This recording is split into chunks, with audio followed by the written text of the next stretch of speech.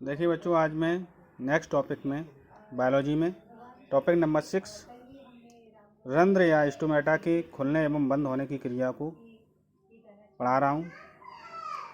तो रंध्र या स्टोमेटा के खुलने एवं बंद होने की क्रिया में आप पढ़ेंगे कैसे रंध्र या स्टोमेटा खुलते एवं बंद होते हैं। रंध्र या स्टोमेटा सामान्य रूप से दिन के समय खुले व रात्रि के समय बंद रहते हैं। मतलब स्टोमेटा जो होते हैं वो दिन के समय कैसे होते हैं, खुले रहते हैं, और रात्रि के समय बंद रहते हैं। दिन के समय क्यों खुले रहते हैं, रात्रि के समय क्यों बंद रहते हैं, इसका कारण है दिन के समय रक्षक कोशिकाओं की CO2 का जो रक्षक कोशिकाओं की CO2 है, सभी लोग जानते हैं कि पौधे CO2 को यूज करते हैं।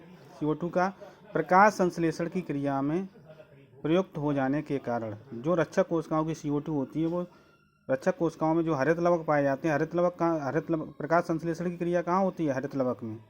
तो प्रकाश संश्लेषण की क्रिया में प्रयुक्त हो जाने के कारण रक्षक कोशिकाओं में उपस्थित स्टार्च, जो रक्षक कोशिकाओं का स्टार्च है, वो किस में बदल जाता है, ग्लूकोज में बदल जाता है, जिससे रक्षक कोशिकाओं के द्रव की सांद्रता बढ़ जाती है।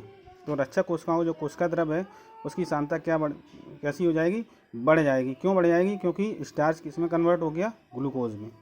और रक्षक कोशिकाओं में उसके समीपवर्ती कोशिकाओं से जल आ जाता है। तो जब रक्षक कोशिकाओं की कोशिका द्रव की सांद्रता बढ़ जाएगी तो रक्षक कोशिकाओं के पास वाली कौन सी कोशिकाएं होती हैं, सहायक कोशिकाएं होती हैं। उन सहायक कोशिकाओं से जल कहाँ आ जाएगा, रक्षक कोशिकाओं में आ जाएगा। क्यों आ जाएगा, क्योंकि जो परासरण की क्रिया होती है वो कम सांद्रता से अधिक सांद्रता की ओर होती है। जो जल के अणु किधर गति करते हैं, विलायक के अणु किधर गति करते हैं, कम सांद्रता से अधिक सांद्रता। तो जल किससे कहाँ चला जाएगा, सहायक कोशिकाओं से जल रक्षक कोशिकाओं के अंदर चला जाएगा, जिससे वह स्फीति अवस्था में आ जाती हैं, टर्जेट स्टेज में आ जाती हैं और फूल जाती हैं। स्फीति के कारण रक्षक कोशिकाओं की भीतरी भित्ति जो इंटरनल मेम्ब्रेन्स होती है वो क्या हो जाएगी, भीतर की ओर उसमें खिंचाव उत्पन्न होगा। भीतर की ओर खिंचाव उत्पन्न होता है और उस खिंचाव के कारण रंध्र या स्टोमेटा खुल जाते हैं। तो ये तो दिन के समय की बात हो गई। रात्रि के समय क्या होता है, रात के समय बंद क्यों रहते हैं। रात्रि के समय रंध्र या स्टोमेटा बंद हो जाते हैं क्योंकि रात्रि के समय प्रकाश संश्लेषण की क्रिया नहीं होती है। रात्रि में प्रकाश संश्लेषण की क्रिया नहीं होती है, जिससे रक्षक कोशिकाओं में श्वसन के कारण, रेस्पायरेशन के कारण CO2 की मात्रा क्या हो जाएगी, बढ़ जाएगी। श्वसन के कारण क्या हो जाती है, बढ़ जाती है। और जब CO2 की मात्रा बढ़ेगी, इधर क्या हुई थी, कम हुई थी, तो स्टार्च किस में कन्वर्ट हुआ था, ग्लूकोज में। इधर क्या है, CO2 की मात्रा बढ़ रही है, तो ग्लूकोज किस में कन्वर्ट होगा, तो रक्षक कोशिकाओं में ग्लूकोज स्टार्च में बदल जाता है। किस में कन्वर्ट हो जाता है, स्टार्च में, जिसके कारण रक्षक कोशिकाओं की सांद्रता क्या हो जाएगी, कम हो जाएगी। जब सांद्रता कम होगी, सांद्रता अगर कम होगी रक्षक कोशिकाओं की, तो जल कहाँ जाएगा, वापस सहायक कोशिकाओं में पहुँचेगा। कम हो जाती है तो जल रक्षक कोशिकाओं से अपने समीपवर्ती जो सहायक कोशिकाएं होती हैं उनमें चला जाता है, और रक्षक कोशिकाएं कैसी हो जाती हैं, सलत हो जाती हैं, फ्लैसिड हो जाती हैं। मतलब जो फूली हुई थी वो अपनी वास्तविक स्थिति में आ जाती हैं, और रंध्र या स्टोमेटा क्या हो जाते हैं, बंद हो जाते हैं। अब पूरी प्रक्रिया को हम डायग्राम के द्वारा समझाते हैं। तो सबसे पहले आपने दिन के समय जो स्टोमेटा खुले रहते हैं उनको हम समझाएं। ये सब मेरे हाथ से बनाए हुए डायग्राम है। आप लोगों को भी इसी तरीके से डायग्राम बनाने हैं, प्रैक्टिस करनी है। ये सब कलर डायग्राम बनाने हैं दिन के समय। अब आप देख लीजिए, दिन के समय स्टोमेटा कैसे होते हैं, खुले होते हैं। क्यों खुले होते हैं, कि ये जो रक्षक कोशिकाएं और गार्ड सेल हैं जो हमने बताई थी स्टोमेटा की संरचना में, ये भी स्टोमेटा की संरचना है। तो इनके अंदर जो आप हरे हरे देख रहे हैं, इनमें क्या होती है, प्रकाश संश्लेषण की क्रिया होती है। तो इनमें जो CO2 की मात्रा होती है वो प्रकाश संश्लेषण की क्रिया में प्रयुक्त हो जाती है। इसकी जो गार्ड सेल हैं, जब इनकी CO2 प्रयुक्त हो जाएगी प्रकाश संश्लेषण की क्रिया में, तो ग्लूकोज का निर्माण, जो स्टार्च होता है वो किस में कन्वर्ट हो जाता है, इनमें ग्लूकोज में।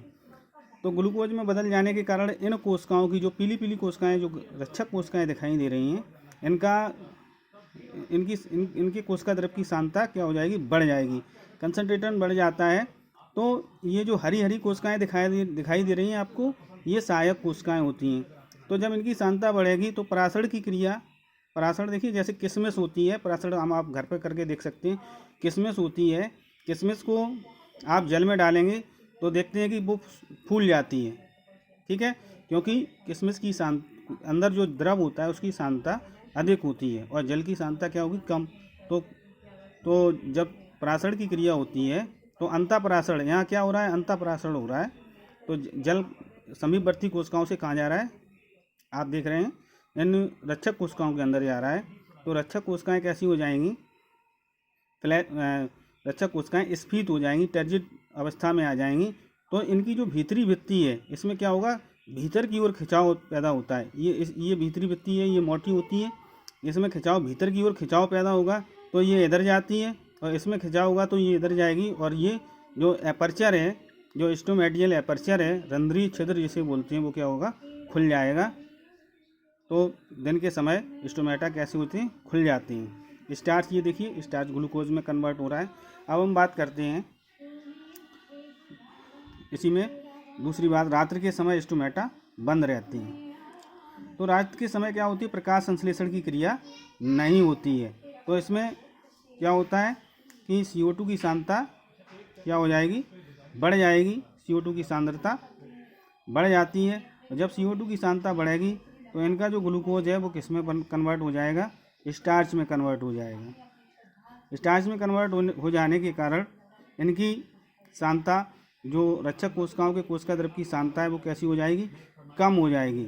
और इनकी सांद्रता क्या हो जाएगी, सहायक कोशिकाओं की बढ़ जाती है। तो जल कहाँ आ जाता है, रक्षक कोशिकाओं से वापस समीपवर्ती कोशिकाओं, सहायक कोशिकाओं में आ जाता है।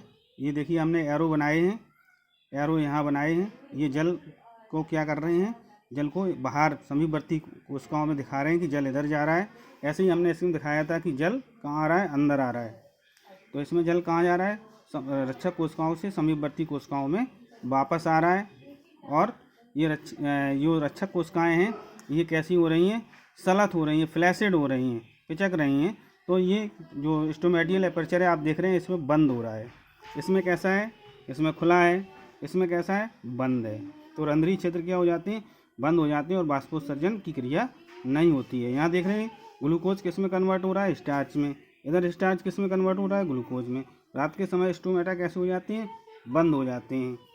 तो बच्चों ये पूरा टॉपिक आपकी समझ में आया होगा, इम्पॉर्टेंट टॉपिक है। आप अच्छे से अच्छे नंबर प्राप्त कर सकते हैं इस तरीके से डायग्राम बना के, बढ़िया राइटिंग लिख के। तो अगर इस टॉपिक में आपको कोई बच्चों दिक्कत आई हो तो हमें हमारे व्हाट्सएप पर, पर्सनल व्हाट्सएप पर आप कमेंट करके हमें अपने जो भी बिंदु में समस्या हो वो हमें बता दीजिए, हम आपकी समस्या को हल कर देंगे। धन्यवाद।